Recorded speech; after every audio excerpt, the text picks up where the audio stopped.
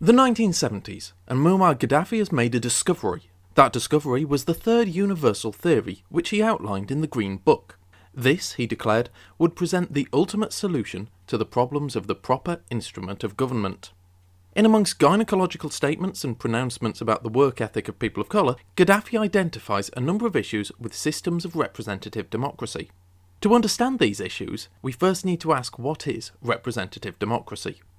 In most democratic states, government takes the form of representative democracy, whereby representatives are elected to govern on behalf of the population. One problem with this is that in most countries, representatives are only elected every few years, and in the intervening time, voters have very little direct input into how the country is governed.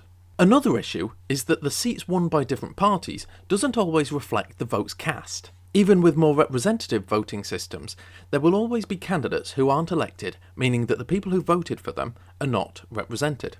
This, Gaddafi argued, is undemocratic and leads to voter apathy. His solution was a radical form of direct democracy. Referendums, he said, failed to allow discourse on complex issues, as people could only choose between a binary yes or no.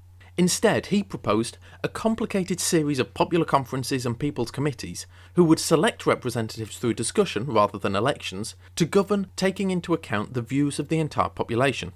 Of course, by passing all authority to the General People's Congress, the Revolutionary Command Council, which had governed Libya since the revolution in 1969, was no longer necessary. So in 1977, Gaddafi renounced all of his government functions and assumed the title of brotherly leader and guide of the revolution. Far from relinquishing power, however, this role gave him near absolute authority. In one act, Gaddafi had not just removed any opposition that may have come from the Revolutionary Command Council, which had previously attempted to curb his excesses. By separating his role from the official structures of Libyan government, he had also attained a position of authority from which he could not democratically be removed. This was not the first time he had resigned either. In September 1971, Gaddafi resigned as chairman of the Revolutionary Command Council, claiming to be dissatisfied with the pace of reform, and went back to living in his family's Bedouin tent. Within a month, the council had asked him to return as the country's guardian. Less than 2 years later, in February 1973, he resigned again, and once again he was asked to return within a month, this time being granted the power to rule by decree.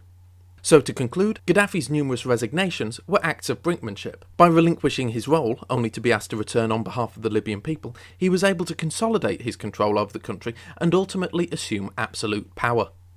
I hope you have enjoyed this video, and you can listen to the full Despot's Bookshelf podcast on Colonel Gaddafi's Green Book by clicking the links in the description. Don't forget to like and subscribe for more despotic history from the Despot's Bookshelf.